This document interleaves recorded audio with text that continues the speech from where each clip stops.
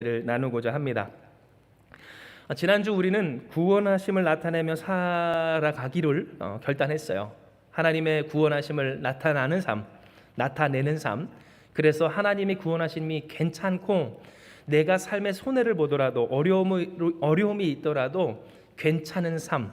하나님이 구원하실 것이기에 그 구원하심을 믿고 의지하며 보통의 상태라면 결코 할 수 없는 일들을 믿음으로 이루어가는 그 삶을 살기로 우리는 결단했다라는 거예요. 그래서 우리는 하나님의 구원하심을 우리의 삶에 나타내는 것을 과제로 또한 소망으로 삼고 지난 일주일을 살았어요. 그리고 그 가운데서 하나님이 여러분에게 크고 작은 역사를 이루셨을 줄 믿어요. 여러분 어떠셨어요? 그 지난 한 주간의 삶, 하나님의 구원하심을 잘 나타내며 사셨습니까? 바라고 소망하건대 하나님의 구원하심이 나타났던 지난 주간이 되시길 주님의 이름으로 축복합니다. 그러나 여러분 안타깝게도 우리의 삶 가운데에는 모자람이 있고 미진함이 있죠. 우리가 주일에 하나님의 말씀을 기쁘게 받고 당장 그 다음날 월요일이 되어서 새벽 기도를 또 하나님 앞에 뜨겁게 드린 후에 삶의 터전으로 나아갔다 할지라도 우리가 원하지 않는, 우리가 하나님 앞에서 온전히 잘 살아봐야지 했던 그 마음과는 다른 현실이 우리의 인생 가운데 찾아오고 그로 말미암은 어떠한 미진함들이 우리 가운데 있다라는 거예요. 뿐만입니까? 이 세상의 현실을 탓하는 그러한 우리의 연약함도 있어요. 이 상황과 환경 탓을 하면서 모든 것이 끝난 것 같고 또 오늘은 좀 안 해도 될 것 같고 이 정도는 조금 나에게 있어서 좀 이렇게 여유를 좀 주어도 될 것만 같은 그러한 생각에 방심을 하는 거죠. 또 사람이 연약하잖아요. 끊임없이 몰아칠 수 없기에 미진한 부분도 있어서 우리가 지난 한 주를 어떻게 살았느냐고 아마 하나님 앞에서 선다면 우리 중에 어떤 사람도 하나님 완벽하게 하나님의 구원하심을 나타내면서 살았습니다라고 하는 사람은 없을 거라는 거예요. 진정 여러분 그래요. 예수 믿는 사람들에게 있어서 사실 이 일은 숙제고 영원히 풀리지 않는 과제와 같아요.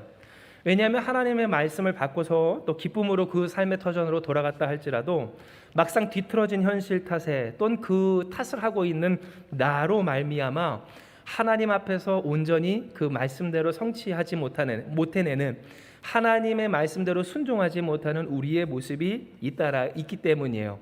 잘 하다가도 엎어지면 공든탑이 무너지는 것 같고, 그래서 내 삶에 어떤 사건과 사고가 나타났을 때 나의 실수뿐만 아니라 어떤 현실에 그 문제가 닥쳤을 때 이렇게 해가지고 될까 하는 그러한 이 답답함이, 분노가 또 허무함이 우리 가운데 있다라는 거예요. 그래서 여러분 우리는 한번 생각을 해보고자 합니다.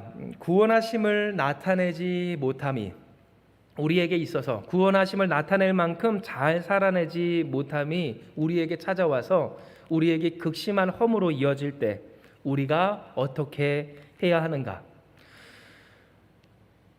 사실 이 답답함의 문제는 현재 우리의 문제 또 이 시대 신앙인들만의 문제는 아니었어요. 왜냐하면 우리가 읽은 이 갈라디아서 성경, 이 갈라디아서의 말씀만 보더라도 바로 여기에는 이 초대교회 성도들 또한 느꼈을 우리와 같은 답답함과 허무함 그리고 그 분노가 보여지기 때문이에요. 참고로 우리가 읽은 이 갈라디아서라고 하는 편지는 갈라디아라는 지역을 향하여서 그곳에 있는 이 성도들을 위하여서 사도 바울을 통하여서 쓰여진 선교적 편지, 목회적 편지입니다. 그런데 이 목회자로서 보낸 이 편지의 내용을 보면 자꾸만 이 갈라디아에 있는 성도들이 다른 것, 말하자면 과거로, 그러니까 율법주의로 돌아가고자 했다라는 것을 우리는 확인할 수 있어요. 그렇다면 왜 이러한 일들이 있을까? 우리가 잠깐 생각을 해볼 때 갈라디아 지방은 유대인들이 득세한 지역이었어요. 예로부터 지금까지 그렇지만 유대인들이 좀 유별난 모습이 있잖아요. 그런데 그 유대인들이 먼저부터 이렇게 흩어져서 디아스포라 유대인으로서 정착했던 그 땅 가운데 특히 갈라디아 지방은 유대인들이 득세를 하고 그래서 로마의 정부조차도 쉽게 어찌할 수 없는 그런 응집력을 갖고 있었던 지역이었다라는 거예요. 그런데 그곳에도 하나님의 은혜에 따라서 그리스도 예수의 복음이 전파돼요. 그래서 예수님을 믿는 사람들이 생겨나고 이방인이든 유대인이든 할 것 없이 예수님 앞에 엎드리는 주님의 백성들이 서게 돼요. 그런데 문제는 바로 그 가운데에서 유대인들에게 그리스도는 어떠한 존재인가? 거리끼는 이단과 같은 존재였고, 또 이방인들에게 예수는 어떠한 존재인가? 어리석은 존재였다라는 거예요. 그러니 그 초대교회 성도들, 특별히 갈라디아 지방에 있는 성도들이 느꼈을 감정은 우리와 별반 다르지가 않았어요.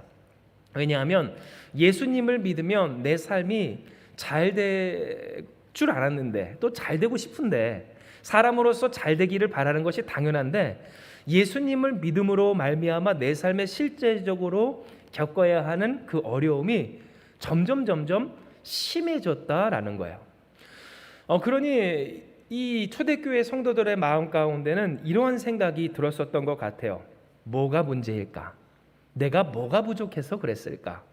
뭘 더 어떻게 하면 이러한 이 어려움이, 이 안됨이 내 삶 가운데서 벗어나질 수 있을까? 정말 나의 인생에 예수님을 믿고 믿음으로 말미암아 이루어지는 그런 선한 일들이 어떻게 하면 이루어질 수 있을까? 그 갈망이 초대교회 성도들에게 있었다라는 거죠. 때문에 이 초대교회 성도들에게는요, 이 유대 출신의 성도들이 있죠. 유대교를 믿었던 크리스찬들의 그릇된 사상이나 가르침이 먹혀 들어갔던 것 같아요. 왜냐하면 유대 성도들, 그러니까 유대 출신의 성도들 중에는 이런 말을 하기를, 왜 그래? 바로 너희가 예수님을 똑바로 못 믿어서 그래 라고 하는 사람들이 있었고요. 그들이 말하는 예수님을 똑바로 믿는 기준은 뭡니까? 할례를 받고 율법을 지키는 행위에 있었기 때문이에요. 그러니까 이 초대교회 성도들 가운데에서 사도 바울이 이 갈라디아서뿐만 아니라 곳곳에서 이야기하길, 너희가 율법으로 말미암아 구원을 받은 것이 아니다. 왜 자꾸만 이전 것으로, 또한 안 되던 것으로 돌아가고자 하느냐라고 하는 오늘 그 상황적인 배경 가운데는 성도들의 허무가 있고, 또한 성도들의 그 현실에 대한 분노가 있고, 그 낙심과 절망이 있을 때 그 절망과 허무를 파고든 것이 뭐예요?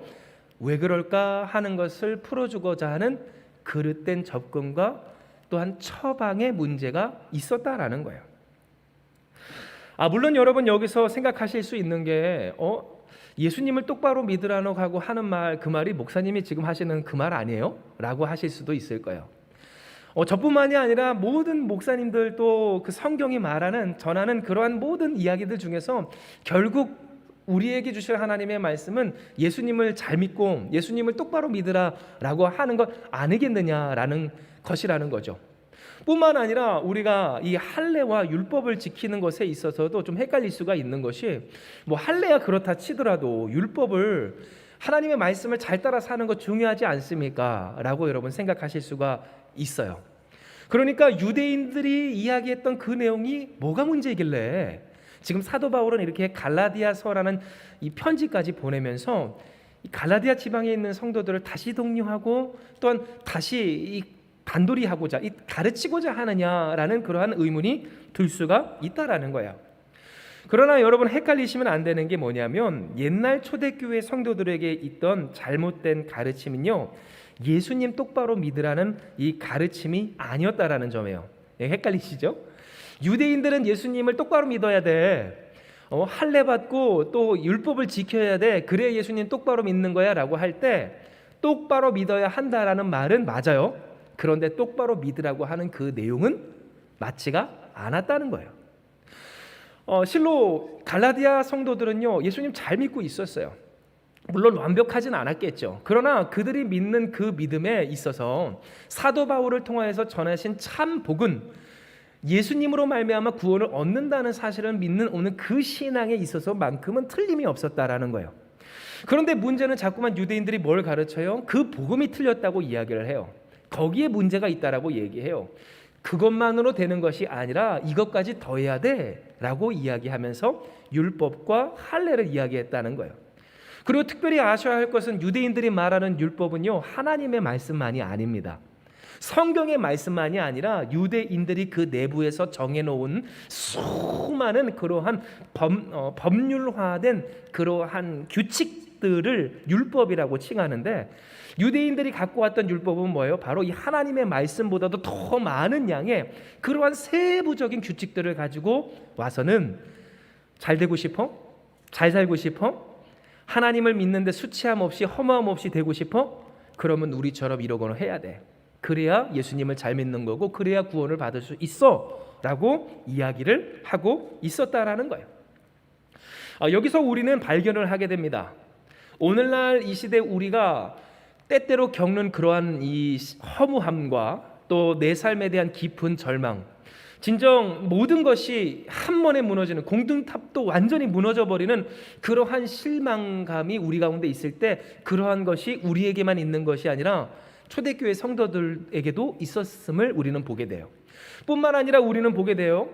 무엇을 봅니까? 그러한 상황과 환경과 또한 현실과 자신의 상태 속에서 여러 가지 법을 찾아 헤매며 내가 어떻게 잘 될 수 있을까 하는 인간의 모습을 우리는 보게 돼요. 오늘 하나님께서 우리에게 주시는 말씀처럼 우리가 하나님 앞에서 그 허무함이 우리를 칠 때 우리가 어떻게 대응해야 할지, 하나님은 우리에게 우리와 다를 바 없는 그들의 모습을 통하여서 우리의 모습을 돌아보게 하시고 우리에게 하나님의 뜻을 깨닫게 해주신다는 거예요. 그렇다면 여기서 우리는 질문할 수 있죠. 왜 사람들은 잘못된 가르침에 흔들릴까? 여러분은 어떻게 생각하세요? 왜 사람들은 잘못된 가르침에 흔들리게 될까요? 분명히 사도 바울을 통해서도 그렇고 또한 다른 사도들을 통해서도 그렇고 오늘 성경을 통해서도 그렇고 하나님은 우리에게 분명히 이 복음을, 진리를 말씀하여 주셨어요. 그런데 그럼에도 불구하고 사람들이 자꾸만 딴 길로 새잖아요. 하나님을 의지하지 않고 그 복음에 만족하지 못할 때 갈라디아에 있는 그 성도들이 그랬던 것처럼 왜 사람들은 잘못된 가르침에, 그러니까 잘하고 있으면서도 잘못된 가르침에 흔들리게 될까라는 거예요. 이에 대해서 저는 그 두 가지를 말씀드리고 싶어요. 첫째는 뭐냐면 원래 세상에서 뭔가 잘못되면 잘 되도록 잘 되는 법을 지키는 것이 유일한 길이었기 때문이에요. 무슨 말이냐면 이런 거예요. 우리가 뭔가 안 되면 우리는 당장 그 일에 대해서 어떻게 잘할 수 있다라고 합니까? 잘해야 잘할 수 있다라고 이야기를 해요. 여러분 이해되시죠? 뭔가 안 돼요. 문제가 생겼어요. 그러면 그 일을 잘 되게 하려면 잘 되는 노력이 우리에게 있어서 유일한 해법이고 또한 최선의 길이었다라는 거예요. 이러한 세상적인 논리가 신앙 가운데서도 자꾸만 적용이 돼요. 내가 예수님을 믿는 것, 그런데 그 믿음 가운데 실패를 했어요. 또 문제가 생겼어요. 또 변수가 생겼어요. 그리고 모든 것이 한 번에 무너지는 그러한 아픔과 상실과 고통을 겪게 돼요. 그리고 그때 사람들이 무엇을 하게 되느냐를 가만히 보면 다르지가 않더라고요. 뭔가를 열심히 하고자 해요. 그런데 그 열심 중에서 때로 하나님께서 허락하여 주신 복음을 벗어나는 일이 왜 있을까를 생각해 볼 때 왜 그렇습니까? 세상에서 하던 습관 그대로 이 신앙에서도 그렇게 그 잘못된 것을 개선해 나가고자 하더라라는 거예요. 물론 계속해서 헷갈리시면 안 됩니다. 우리는 거듭 전진해야 하고 또한 발전해야 하는 그런 완성되어가는 그 성화의 과정 가운데 있는 하나님의 백성이에요. 즉 하나님은 우리를 더욱더 하나님을 잘 온전히 믿는 하나님의 자녀와 백성으로서 완성시켜내는 것이 맞고 우리는 그 길 가운데 있다라는 거예요. 그러나 중요한 것은 그러한 하나님의 길 위에 있으면서도 그 길 안에서 있지 않고 벗어나게 될 때 왜 벗어나는가에 이 문제에 있어서 여러분 노력만 한다고 다 될까? 그렇지가 않을 때 왜 사람들이 노력하면 될 줄만 알고 생각하고 또한 그 노력이 뭔가 잘 이루어지지 않아서 뜻과 이어지지 않아서 하나님의 그 길을 떠나가게 될까 할 때 두 번째 까닭은 뭡니까? 자기 삶의 법을 교정하는 기준이 내가 얼마나 지금 잘 되고 있느냐에 달려 있었더라라는 거예요. 즉 하나님이 오늘 우리에게 깨닫게 해주시는 바 왜 사람들이 신앙의 길을 잘 걷고 있다가도 문제가 생기고 어려움이 생기면 왜 사람들이 그 가운데서 자꾸만 딴 길로 새게 될까를 깨닫게 하여 주실 때 세상에서는요 내가 잘하고 있다 못하고 있다가 뭐로 드러납니까? 얼마나 내가 어떠한 성취를 잘 이루어 누리고 있는가에 달려 있었다라는 거예요. 내가 세상에서 얼마나 잘 살고 있느냐, 세상의 기준으로 그래요. 얼마나 부유하냐, 얼마나 잘 나가냐, 얼마나 성공하냐, 얼마나 성취도 있게 살아가냐가 내가 지금 잘하고 있냐 아니냐를 판가름하는 기준이라는 거예요. 그러니 이와 같은 공식으로 이 신앙에 되면 어떻습니까? 문제가 있어 보여요. 왜냐하면 신앙은요, 아니 특별히 하나님의 역사는요, 그리고 우리의 인생과 이 세상은요, 좋은 일로만 이루어지는 일이 결코 아니기 때문이에요. 우리가 사순절을 살아가며 묵상하는 것이 뭐예요? 그리스도 예수의 고난이에요. 그리스도께서 우리를 위해 죽으심이에요. 그러나 여러분, 우리가 이것만을 묵상한다면 그것은 반쪽짜리예요. 왜요? 그리스도께서는 우리 위해 죽으셨지만 그러나 부활하셨기 때문이에요. 즉 뭐예요? 죽음 뒤에 부활이 있는 것처럼 하나님의 역사에는 우리가 생각했을 때 실패라고, 끝이라고, 종말이라고, 무너짐이라고 이야기하는 것으로도 이루시는 하나님의 선한 역사들이 있다라는 사실이에요. 그러나 문제는 자꾸만 사람들이 이 하나님 없을 때의 세상적인 기준으로 자기의 인생을 판단하고 또한 그 현실을 판단하고 나아가 하나님의 뜻까지를 판단하기 시작해요. 그러니까 하나님의 뜻을 인간의 기준으로 보니 뭔가 문제가 있는 것 같고, 안 되는 상황, 어려운 상황, 특별히 갈라디아 교인들에게 우리가 대입을 해보자면 예수님을 믿는데 박해받는 그 상황이 이건 진짜 문제적인 상황으로 보이게 됐다라는 거예요. 그러니 사람들이 무엇을 하게 됩니까? 노력은 해야 돼요. 노력은 해야 돼요. 뭔가 개선은 해야 돼요. 뭔가는 해야 돼요. 그런데 내가 지금까지 믿어왔던 방식으로는 내 삶의 문제가, 어려움이 커지는 나머지 무엇하지 못해요? 가만히 있지를 못하는 거예요. 내가 가던 그 길이 복음의 길, 진리의 길, 생명의 길이라 할지라도 그 길 가운데 있지를 못하는 거예요. 왜 예수 믿는 사람이라 할지라도 지지난주에 제가 가슴치며 이야기했던 내용이고 하나님이 주시는 마음이었지만 왜 하나님 안에서 거하지를 못할까 할 때 다른 이유가 아니에요. 바로 이와 같은 습관 때문이에요. 이와 같은 생각 때문이에요. 당장 내 눈에 뭔가 잘못돼 보이면 뭔가라도 해야 하는데 하나님의 뜻대로 살아가는 것, 이것이 내 삶에 어떠한 특별한 그러한 대단한 그런 개선이나 또는 축복이나 혹은 나아지는 것으로 이어지지 않을 그때 사람은 착각하게 되는 거예요. 다른 길에 생명이 있으리라. 다른 길에 방법이 있으리라. 그러니 하나님을 떠나요. 하나님을 떠나지 않는 척은 하면서 다른 길을 자꾸만 생각하고 모색해요. 그것을 노력하고 그것을 분투하고 하나님 아닌 다른 것에 힘을 주면 내 생활이 나아지리라고 생각을 하는 거예요. 그러나 여러분, 오늘 우리가 생각해 볼 건 그거예요. 이와 같은 많은 모습들, 잘 먹고 잘 사는 그 나름의 방법들을 쫓아 사람들이 열심히 살아가는 모습을 볼 때 여러분 보세요. 그것이 다 성공합니까? 그렇지 않아요. 또한 그 법이 항상 유일합니까? 유지돼요? 그렇지 않더라는 거예요. 그 법조차 자신이 생각하고 결단한 그 일조차도요, 유지되지 않고 일정하지 않을 때 여러분, 우리는 생각을 해야 돼요. 오히려 인간을 무엇이 그렇게 허무하게 만드는가? 또 왜 사람이 어떤 그 인생이 지독한 허무감에 빠지게 되는가? 법이 많다라고 되는 것이 아니더라고요. 아는 것이 많고 해본 것이 많아서 그러한 인생이, 그래서 열심히만 하면 풍성하고 충만한 인생이 될까 할 때 여러분, 해본 것이 많다고, 아는 법이 많다고, 가본 길이 많다고, 그 길을 많이 가봤다고 해서 인생이 충만해지는 것이 아니라 전능하신 하나님이 함께 하시는 인생이 충만해진다라는 사실이에요. 진정 여러분, 그래요. 세상의 사람들은요, 오늘 이와 같은 법칙으로 이전부터 지금까지 계속해서 똑같이 살아왔어요. 문제가 생기면 그 문제를 풀기 위해서 열심히 노력하고 대처를 해요. 또한 그 노력이 이루어지지 않고 효과가 없으면 다른 길을 끊임없이 모색해요. 물론 누군가는 이야기하고 또한 저 또한 인정하는 바예요. 그러한 인간의 노력이 우리의 이 인간의 문명을 발전시켜 왔음을 저도 인정하는 바예요. 그러나 중요한 것은 그래요. 정말 인간이 가지는 그러한 본질적인 문제에 있어서 그러한 것들이 해소시켜 졌는가?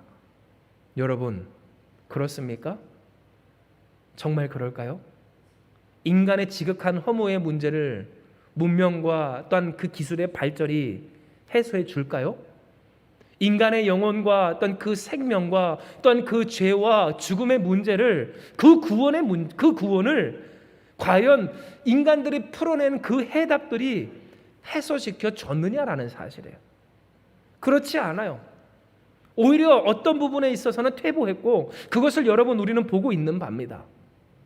더 심각해진 상황, 더 나빠진 그 인간의 상태가 지금 우리가 살고 있는 이 사회 가운데서 보여지고 있는 것이 우리가 지금 살고 있는 이 세상과 현실이라는 사실이에요. 그러면 우리가 이 시간 기억해야 할 것이 무엇일까 할 때 사람들이 그렇게 살아오던 법을 유지하며 살아가는 것이 중요한가? 아니면 우리가 진정 때로 흔들린 만큼 우리에게 익숙하지 않더라도 정말로 지키고 가야 할 그 길과 법을 지키는 것이 중요한가? 이 물음에 있어서 하나님은 우리에게 무엇을 이야기하십니까? 누구라도 그 어떤 법으로도 하나님이 아니면 인간의 실패와 허물을 벗어날 수 없음을 말씀하고 계신 거예요. 바로 이 내용이 하나님께서 오늘 갈라디아서 본문을 통하여서 주시는 하나님의 말씀이에요. 이는 10절에 기록된 바 우리 같이 한번 읽어봅니다. 갈라디아서 3장 10절이에요. 우리 같이 한번 읽어봅니다. 시작. 무릇 율법의 행위에 속한 자들은 저주 아래에 있나니 기록된 바 누구든지 율법책에 기록된 대로 모든 일을 항상 행하지 아니하는 자는 저주 아래에 있는 자라 하였음이라. 아멘. 무슨 말입니까? 하나님은 우리에게 말씀하세요. 무릇 누구든지 행위에 속한 사람, 율법 아래에 있는 사람, 뭔가를 행함으로써 살고자 하는 사람은 저주 아래에 있는 사람 같다고요. 왜요? 하나님 말씀하셨어요. 맞아요. 하나님의 말씀을 지키지 못하는 사람은 저주 아래에 있다라고 해요. 영원한 형벌이 그에게 예정돼 있었기 때문이에요. 그러나 문제는 뭡니까? 그 누구라도 할 것 없이 완벽할 사람 없어요. 그 누구라도 할 것 없이 완벽하게 하나님의 말씀에 순종할 수 있는 사람이 없어요. 우리 예수 믿는 사람도 항상 겪고 있는 그 허무함을 그 누구라도 겪고 있고 또한 겪을 수밖에 없는 것이 인간의 모습이고 인간의 한계라는 사실이에요. 그러면 여러분 얼마나 일이 허무하겠어요. 하나님이 말씀하신 것처럼 내가 무엇을 어떻게 함으로써 말미암아 잘 되어 보고자 하는 그 사람의 방향 가운데 노력은 하는데 왜 이렇게 끝이 안 나지? 답이 안 나오지? 열매가 없지? 벌려놓는 일은 많은데 해보는 일은 많은데 시도하는 일은 많은데 여러분 그것이 무엇이든지 상관없어요. 자녀의 일이든 그렇고요. 혹은 뭐 가정의 일이든 그렇고요. 관계적인 일이든 그렇고 재정적인 일이든 그렇고 표면적인 것뿐만 아니라 이 생활적인 것뿐만 아니라 우리의 영혼에 있어서까지도 인생의 이 지극한 허무함을 어떻게 물리칠 수 있는가 할 때 모든 것을 다 가져다 준다 할지라도 율법 아래에 행위 아래에 하나님 없이 내가 어떻게 해보려고 하는 인생은 저주 아래에 있는 것 같은 그러한 그 신세를 면하지 못한다는 것을 하나님은 우리에게 이야기하여 주시는 거예요.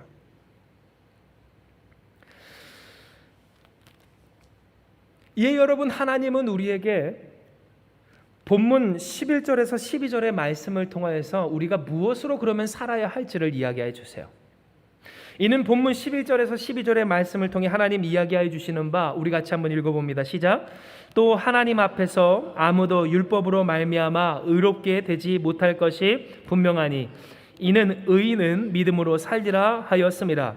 율법은 믿음에서 난 것이 아니니 율법을 행하는 자는 그 가운데서 살리라 하였느니라 하심으로써 하나님은 우리에게 그러면 무엇으로 말미암아 살지를 이야기해 주실까요?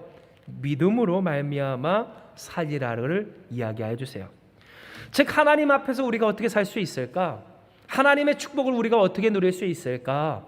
하나님은 말씀하시기를 인간이 끝났다, 망했다, 소용없다, 모든 것이 무너졌다라고 하는 그것도 다시 세워주신다고 하시는데, 그러면 그 하나님의 전능하신 역사를 우리가 어떻게 누릴 수 있습니까? 라고 묻는 우리의 물음 앞에서 하나님은 본문의 말씀을 통해서 이야기하여 주셔요. 믿어라. 믿음으로 말미암아 살리라. 하나님이 귀하게 여기고 또한 하나님이 역사하여 주시는 삶, 하나님이 역사하여 주시기로 약속한 인생의 그 기준이 어디 있는가를 말씀하여 주실 때, 노력하세요. 그러나 아무 노력이 아니에요. 그 길을 가세요. 그러나 아무 길이 아니에요. 법을 지키세요. 그러나 아무 법이 아니에요. 하나님 우리에게 허락하여 주신 그리스도 예수의 한 길을 우리가 끝까지 성실히 노력하며 걸어내는 그 일만이 우리에게 있어서 험함 없는 하나님의 충만을 이루어 주시리라고 말씀하여 주시는 거예요. 그래요, 여러분, 진정 우리가 사는 것이 무엇으로 말미암음일까 할 때 우리는 은혜로 살고 은혜를 허락하시는 믿음으로 사는 줄 기억하시길 바라요. 즉 여러분, 우리가 사는 것은 무엇을 행해서가 아니라 뭔가를 해서가 아닌 하나님의 은혜, 아무것도 아닌 우리의 노력의 은혜를 덮이시고 또한 더하시는 하나님의 사랑으로 말미암아 산다라는 사실이에요. 실로 하나님께서 허락하시지 않으면 우리의 노력이 무슨 소용이 있겠어요? 하나님께서 이루시지 않으면 우리의 모든 수고가 무슨 의미가 있겠느냐라는 거예요.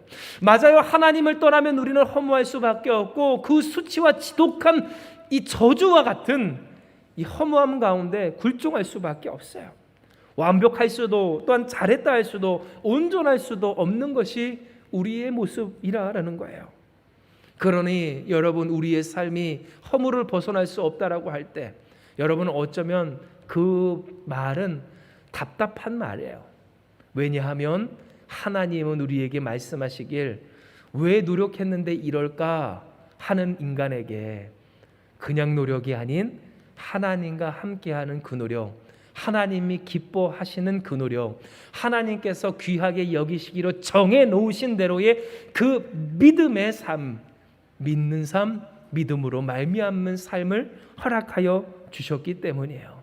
하나님의 구원하심에는 인간의 행위가 아닌 하나님의 은혜, 그 은혜를 믿는 믿음으로 반응하고 작용하는 역사를 하나님이 우리에게 허락하여 주셨다라는 겁니다.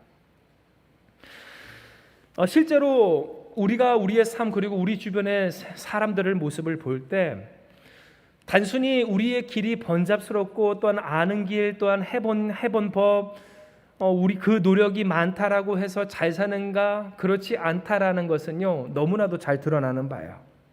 왜냐하면 우리 주변에 우리는 보고 또 우리 경험하지 않습니까? 하나님이 아닌 세상의 법을 따라서 이 길로 가면 잘 될 것 같아서 그 길로 갔다가 또 이 법이 잘 사는 법이라고 하면 또 그렇다라고 그 길을 따라갔다가 했을 때의 그 허무함을 말해요. 다 잘 될 것 같았는데 여러분 어떠셨어요? 혹 어떤 사람은 이렇게 이야기할 수 있어요. 아닌데 내가 아는 어떤 사람은 잘 되던데 이것저것 세상에서 아이템 부러워서 잘 되던데. 근데 정말 그럴까요? 여러분 아니에요. 놓치고 있어요. 놓치고 있는 거예요. 하나님 없이 그 믿음의 길, 그 복음의 길, 하나님께서 우리에게 말씀하실 그 정해놓은 법도를 떠난 사람 지금 잘 되고 있는 것 같다 할지라도 반드시 놓친다는 거예요. 진정 여러분 우리 주변에서 보지 않으세요? 인생에서 뭔가 대단한 성과, 성취 그런 것들을 업적을 올렸는데 잃어버린 사람들 여러분 우리는 봐요. 그것이 건강이든 가족이든 관계이든 자녀이든 혹은 그 인생의 온전함이나 경건함이나 의로움이든 무엇이든 잃은 사람들, 이리저리 그 법을 찾아 헤매이며 자기만의 법을 지키며 살아가는 나 그렇게 노력했다라고 하는 사람 가운데서 그 삶에 찾아오는 지극한 허물을 벗어나는 인생을 우리는 본 적이 없다라는 거예요. 후회하게 됩니다. 반드시 인간은 후회하게 돼요.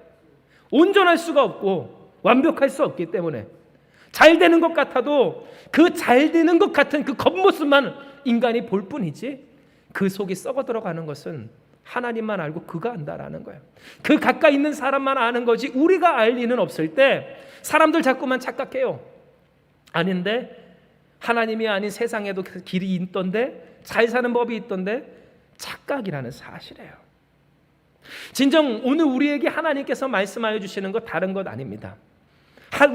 하나님께서 우리에게 허락하여 주시는 그 구원, 지극한 허무함 가운데서 인간을 구원해내시는 일이 어디 있는가 하나님 말씀하여 주실 때, 그것은 바로 하나님께, 곧 하나님께서 우리에게 허락하신 구주 예수의 이름 안에 있고, 우리가 그 하나님의 은혜를 누리는 방법은 믿음밖에 없음을, 그렇게 믿음으로 말미암아 우리가 살아갈 때 우리가 의롭다함을 얻어서 인생의 지독한 허물을, 그 저주를 부수어내시고 벗겨내시는 하나님의 충만 가운데 있게 될 것임을 하나님은 우리에게 이야기해 주시는 거예요.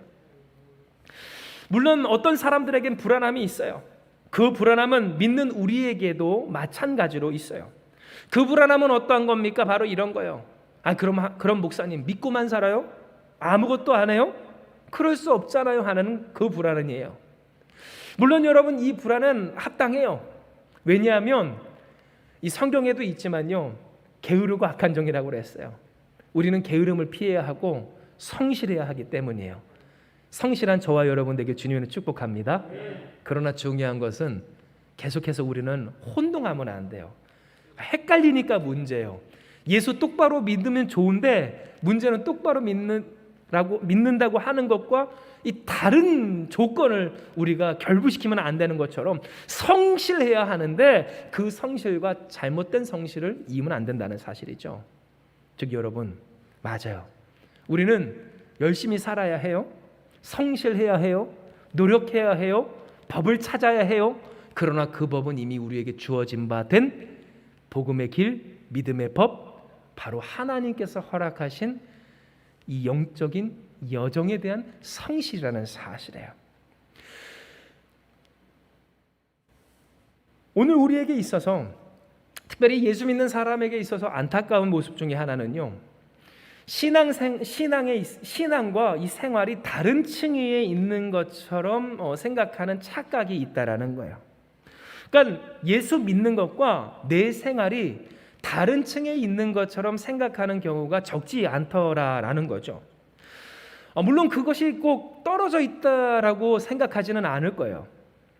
그러나 그 일이 밀접하게 어느 정도의 그 관련성을 가지고 있을까를 제가 생각을 해볼 때, 딱 성도분들, 특별히 이런 착각 중에 있는 사람들이 갖고 있는 이 생각은요, 층간소음 정도로 생각하는 그러한 모습을 보이더라고요. 그러니까 윗집 아랫집 정도 되는 거예요. 예수 믿는 거는 아랫집, 그리고 내가 생활하는 거는 윗집, 혹은 그 반대가 될 수 있죠. 그래서 위에서 시끄럽게 떠들면 어떻습니까? 내 생활이 불편해요. 그러니까 내가 예수님과의 어떤 그러한 관계가 막히면 내 생활이 불평하고 어렵고 괴로운 것을 느낀다라는 거예요.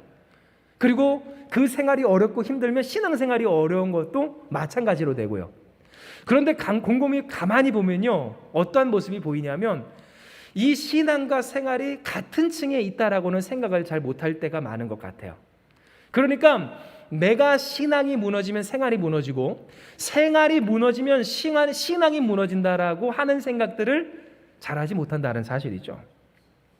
그러니 자꾸만 어떤 일이 생기냐면 앞서 말씀드렸던 이러한 불안함에 끌려가게 되는 모습을 보이게 되는 거예요. 아무것도 안 해요? 믿고만 살아요? 어떻게 믿음으로만 살아요? 여러분, 이 말은 거꾸로 무슨 말일까요? 믿음과 생활은 별개라는 거예요.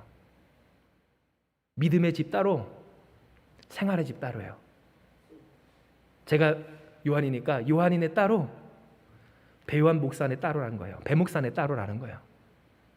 그러니 자꾸만 끌려가요.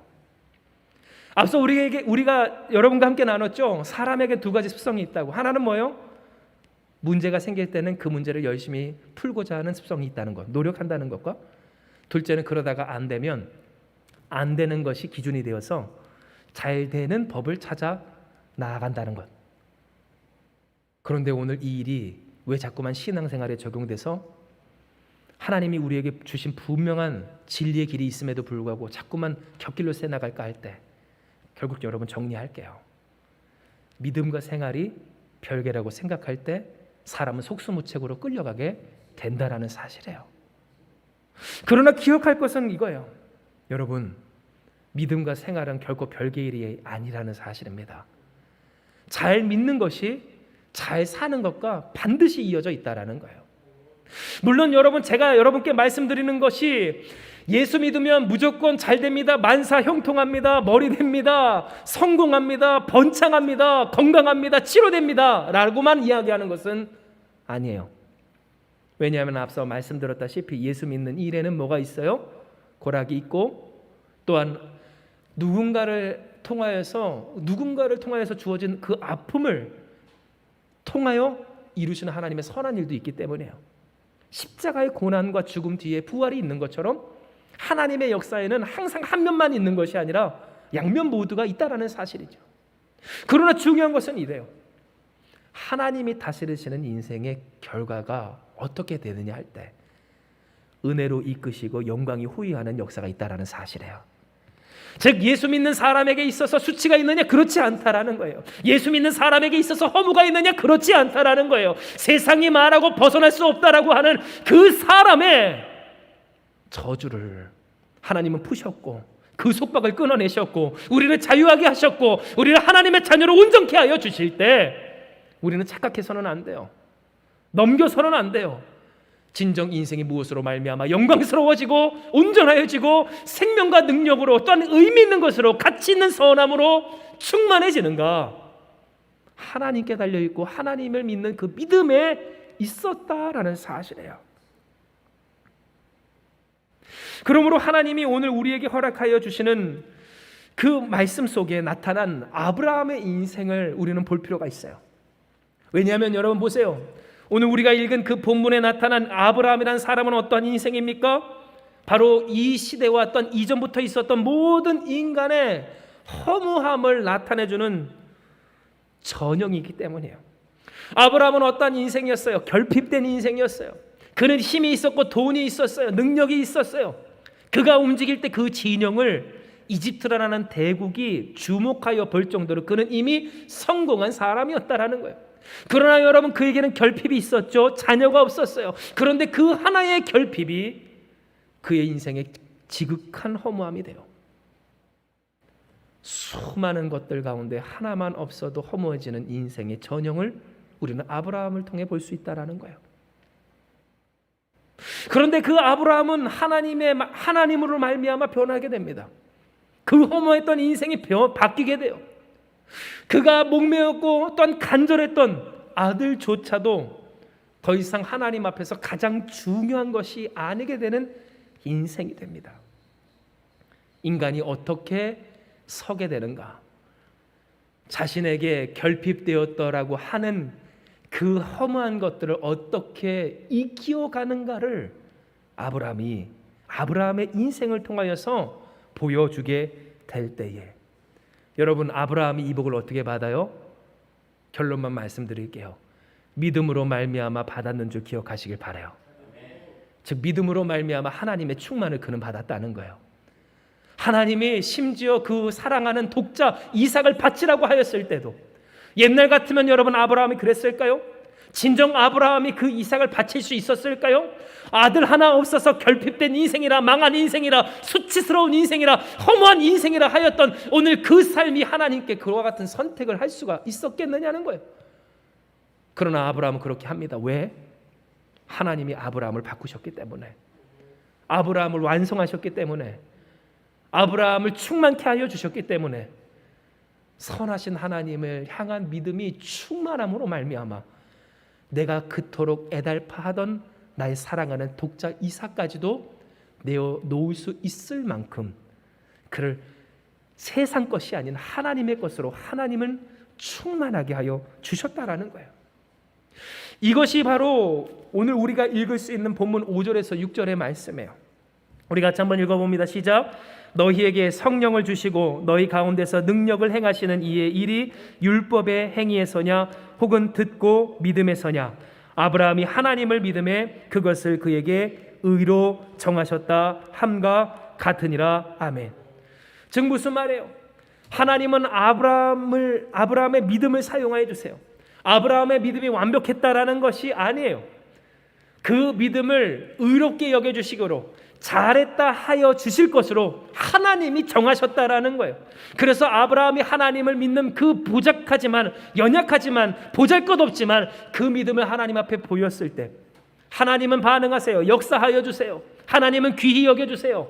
정하신 대로 하나님의 뜻을 이루어 주세요. 하나님의 충만을 허락해 주세요. 더 이상 매이지 않는 인생 되게 하세요. 수치와 허무 가운데 그 어떤 인간도 벗어날 수 없는 저주 가운데서 벗어나게 되는 믿음의 조상이 되게 하여 주신다라는 거예요. 즉 이것을 통해 하나님은 우리에게 깨닫게 하세요. 잘 되는 인생 따로, 잘 믿는 인생 따로가 아니에요. 생활 따로, 믿음이 따로가 아니라는 사실이에요. 하나님을 잘 믿으면 그 생활도 충만해지는 줄 믿으시길 바랍니다. 매이지 않게 됩니다. 절망하지 않게 됩니다. 허무함 가운데 흔들리지 않게 됩니다. 헤매이지 않게 돼요. 내 길을 하나님이 주신 그 길을 굳건히 밀고 나갈 때 옛말에 이런 말이 있죠. 우물을 파도 어떤 물을 파래요? 한우물을 파라 그러잖아요. 물론 이 시대가 급변하니 이것저것 많이 배워야 하고 그 배움에 끝이 없다라고 하는 말이 있을 때 그런데 여러분 보세요. 얄팍하게 많은 것들을 아는 것만이 우리에게 능사인가? 그렇지 않음을 우리가 생각할 그때 장사를 해도 최소 몇 년을 해야 된답니까? 3년은 버텨야 된다라고 하는 말이 있더라고요. 그런데 여러분 일주일은 버티겠느냐는 거예요. 3일은 버티겠느냐는 거예요. 그 법이 매번 바뀌는 통에 그 인생이 나만 하겠느냐는 거예요. 잘 믿으면 그 길을 유지하고 그 길 가운데 하나님이 역사하여 주셔서 우리를 풍성하게 하여 주실 줄도 믿으시길 바랍니다. 이에 여러분 오늘 우리가 붙들어야 할 것은 다른 것이 아니에요. 믿음이에요. 이는 기록된 바 하나님 우리에게 말씀하시길 그런즉 믿음으로 말미암은 자들은 아브라함의 자손인 줄을 알지어다 라고 이야기하여 주셨고요. 하나님이 우리에게 초점을 맞추게 하시는 것은 뭐예요?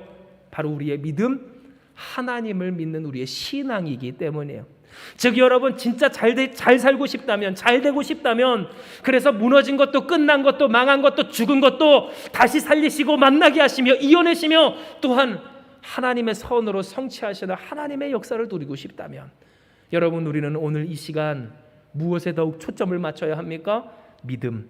바로 이 믿음에 초점을 맞춰야 한다라는 거예요.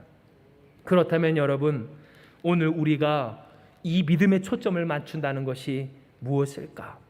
우리가 잘 믿는다는 것이 무엇일까 할 때 여러분 믿으며 사는 일인 줄 기억하시길 바랍니다. 믿음의 길을 유지하는 것인 줄 믿으시길 바랍니다. 우리 가운데 이루시는 하나님의 놀라운 역사를 신뢰하며 소망하는 일이라는 사실이에요. 진정 여러분 그래요. 갈라디아서 3장 13절에서 14절의 말씀은 우리에게 다음과 같이 이야기하세요. 우리 같이 한번 읽습니다. 시작. 그리스도께서 우리를 위하여 저주를 받은 바 되사 율법의 저주에서 우리를 속량하셨으니 기록된 바 나무에 달린 자마다 저주 아래 있는 자라 하였습니다.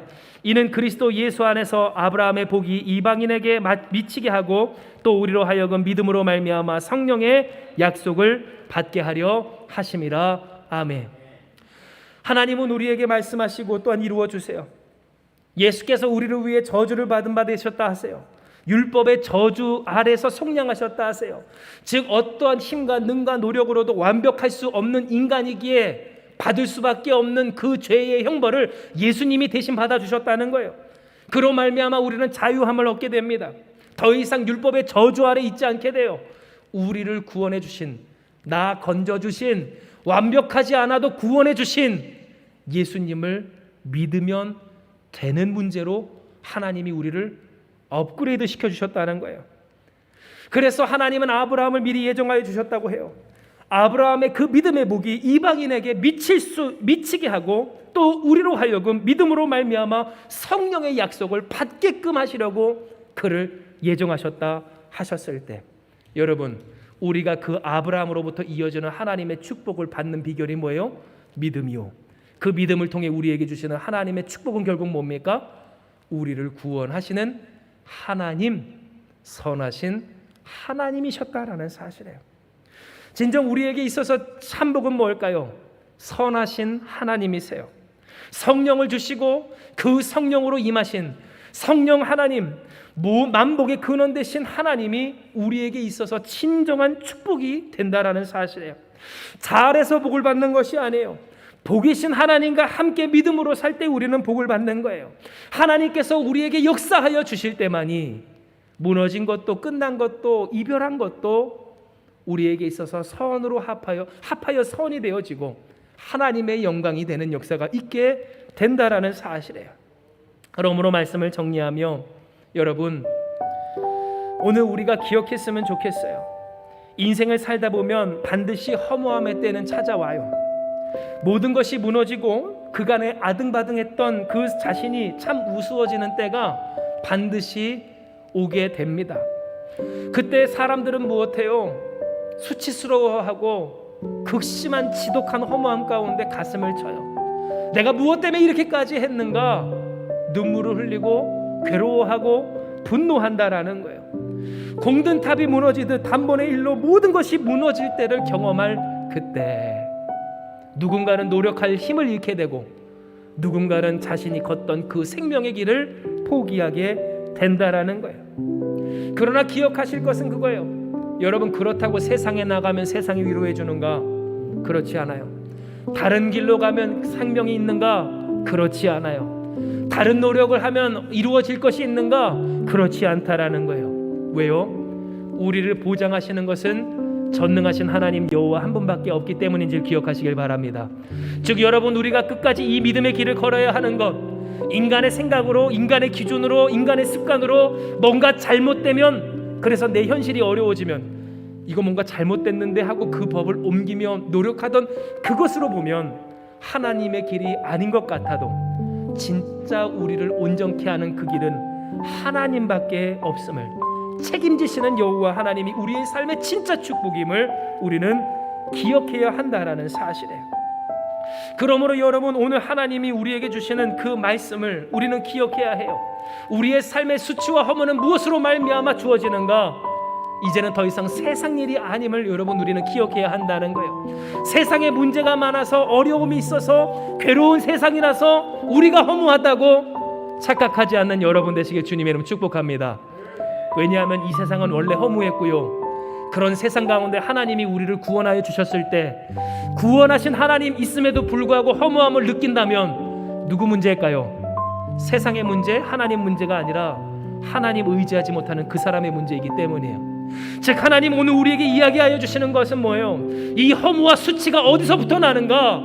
바로 우리의 믿음 없음에서부터 난다라는 거예요. 우리가 믿음을 떠날 때, 제 길을 떠날 때, 다른 길을 행할 때, 다른 법을 택할 때 인생은 지극한 허무함을 벗어날 수 없음을 말씀하여 주시는 거예요. 그러므로 여러분, 오늘 우리에게 하나님께 말씀을 받을 때 예수 믿는 사람에게 주어지는 그 괴로움, 오늘 그 괴로움조차도 허무함이 되지 않게 해주시는 하나님의 역사 속에서 승리하는 저와 여러분들에게 주님의 이름으로 축복합니다. 하나님은 사도 바울을 통해 이야기해 주세요. 너희가 이같이 많은 괴로움을 헛되이 받았느냐? 과연 헛되냐? 여러분, 예수 믿는 우리로서 받았던 그 고난과 수치와 어려움과 또한 그 분투가 헛될까 할 때 헛되지 않은 줄을 기억하시길 바랍니다. 헛되지 않다고 고백하는 여러분 되시길 축복합니다. 세상 앞에서, 현실 앞에서, 문제 앞에서, 이 연약함 앞에서 하나님 헛되지 않습니다. 고백할 수 있는 저와 여러분 우리가 되길 주님의 이름으로 축복합니다. 이는 하나님 우리에게 이야기해 주신 바 믿음으로 살며 복을 받으며 하나님의 역사가 이루어지리라 이야기하여 주셨고요, 믿음으로 살 때 복을 받으며 하나님으로 말미암아 충만해지리라라고 이야기하셨기 때문에요, 이 세상에 매이고 이 세상의 법을 찾아 다른 노력을 하여 우리가 온전해지는 것이 아니라 주어진 하나님의 이 말씀처럼, 마지막 우리가 같이 말씀을 봉독합니다. 시작. 그런즉 믿음으로 말미암은 자들은 아브라함의 자손인 줄 알지어다. 또 하나님이 이방을 믿음으로 말미암아 의로 정하실 것을 성경이 미리 알고 먼저 아브라함에게 복음을 전하되 모든 이방인이 너로 말미암아 복을 받으리라 하였느니라. 그러므로 믿음으로 말미암은 자는 믿음이 있는 아브라함과 함께 복을 받느니라. 아멘 하셨기 때문이고요, 우리가 믿음으로 살며 복을 받을 때 바로 아브라함과 함께 복을 받게 되기 때문이라는 사실에 이 사실을 믿는 우리가 되길 주님으로 축복합니다. 믿음으로 사는 한마음교회 되길 주님으로 축복합니다. 끝까지 이 세상의 허무함에 지지 말고, 나의 연약함에 지지 말고, 지극한 허무함이 우리에게 몰려올 때 그러니 하나님을 더욱 붙들고 살아가는 복을 받는 저와 여러분 우리가 되길 주님으로 축복합니다. 만복의 근원이신 하나님께서 우리와 성령으로 충만하여 주셔서 우리 가운데 선하신 하나님의 놀라운 역사로 이별을 만남으로, 끝남을 회복으로, 무너짐을 재건으로, 그리고 죽음을 생명으로 반드시 바꾸어 주실 줄 믿습니다. 이 시간 이 말씀 기억하시면서 우리 같이 기도합니다. 하나님, 우리의 생명 되시며 우리의 모든 허물을 그치신 좋으신 주님, 이 시간 우리가 주님을 찬송합니다. 주님을 경배합니다. 그리고 주님 앞에 회개합니다. 우리는 살며 인간의 습성으로 하나님을 바라볼 때 많았습니다. 뭔가 문제가 있어 보일 때마다 우리가 가는 이 믿음의 길을 의심했습니다. 우리가 노력하면 잘 될 줄 알았고 그 노력이 하나님께 상달되는 것이 중요한 것인 줄을 깨닫지 못할 때가 있었습니다. 그렇게 혼자 절망했고, 그렇게 혼자 낙심했고, 그렇게 혼자 분노했고, 그렇게 혼자 원망하며 지독한 허무함 가운데 있었을 때 있었습니다. 그러나 하나님은 그럼에도 불구하고 우리를 버리지 않으셨습니다. 오늘도 성령으로 우리와 함께 해주시며 이 시간 이 예배와 말씀을 통하여서 우리를 어루만져 주셨습니다. 우리를 위로하여 주시며 진정 우리가 살 길이 어디인가를 알려주셨사오니 주여, 이 믿음의 길을 끝까지 걷는 우리 되게 하여 주시옵소서. 이 생명의 법을 끝까지 지키는 우리 되게 하여 주시옵소서. 우리의 두 눈에 어떠하든지 지독한 허무함 가운데서 다시 매이는 일이 없는 우리가 다 되게 하여 주시옵소서.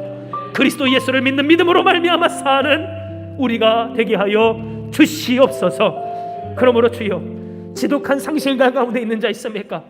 허무함 가운데 있는 자 있습니까? 괴로운 자 있습니까? 고통받는 자 있습니까? 수치스러운 자 있습니까? 주 예수를 부르며 주님의 그 길을 더욱 따라 행하는 하나님의 축복이 이 시간 임하게 하여 주시옵소서. 치료하여 주시옵소서. 재건하여 주시옵소서. 회복시켜 주시옵소서. 온전케 하여 주시옵소서. 생명 허락하여 주시고 구원받게 하시며 소망으로 재회하게 하여 주시옵소서. 하나님, 영원한 하나님의 생명, 그 영생과 영광이 오늘 우리의 인생과 이 땅 가운데 지금으로부터 영원토록 이루어지게 하여 주시옵소서. 함께 하시는 주님을 믿사오며 모든 말씀 사랑 많으신 예수님의 이름으로 기도드리옵나이다. 아멘.